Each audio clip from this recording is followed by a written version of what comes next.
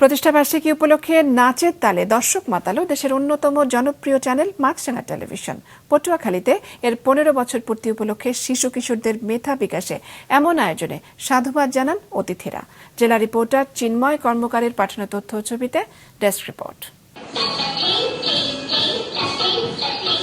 মঞ্চে পুতুলরূপী একঝাঁক শিশু কিশোরী নুপুরের ঝংকারে মুগ্ধতা ছড়াচ্ছে পটুয়াখালী প্রেস ক্লাবের ডক্টর আতাহার উদ্দিন মিলনায়তন জুড়ে।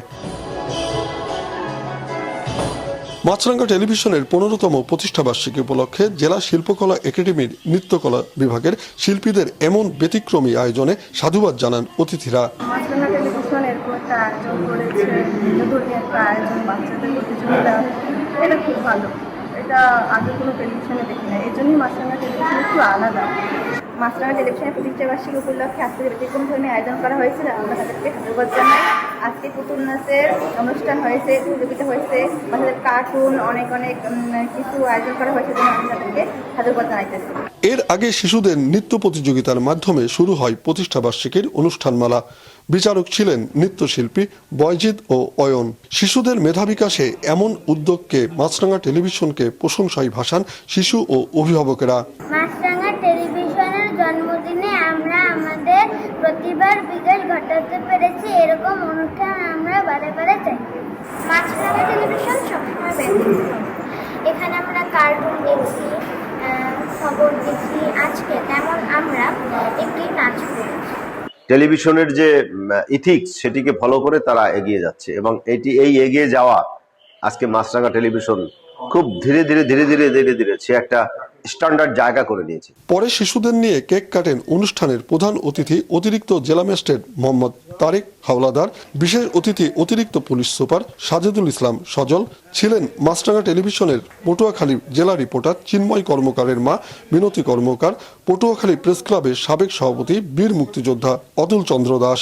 আমরা বিশ্বাস করি এখানে যারা প্রতিনিধি আছেন, পাশাপাশি মাছরাঙা টেলিভিশনের যত প্রতিনিধি পুরো বাংলাদেশে ছড়ে ছিটে আছেন, আজকের এই যে দিনটি, এই দিনটিতে তারা আরও বেশি প্রতিজ্ঞাবদ্ধ হবে এবং মানুষকে আশ্বস্ত করবে যে আমরা তাদের পাশে আছি, আমরা ইতিবাচকভাবে দেশকে এগিয়ে নিতে চাই।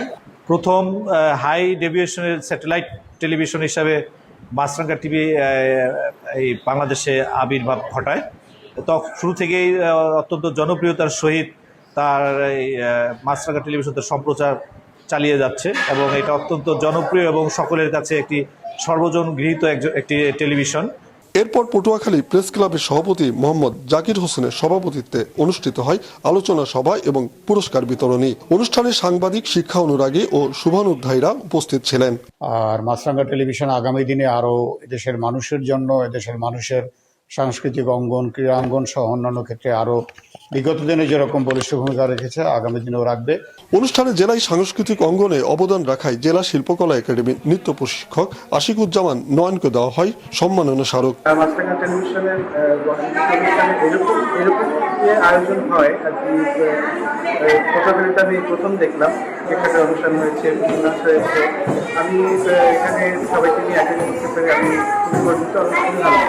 অনুষ্ঠান উপস্থাপনা ও স্বাগত বক্তব্য দেন মাছরাঙা টেলিভিশনের জেলা রিপোর্টার চিন্ময় কর্মকার। মাছরাঙা নিউজ ডেস্ক।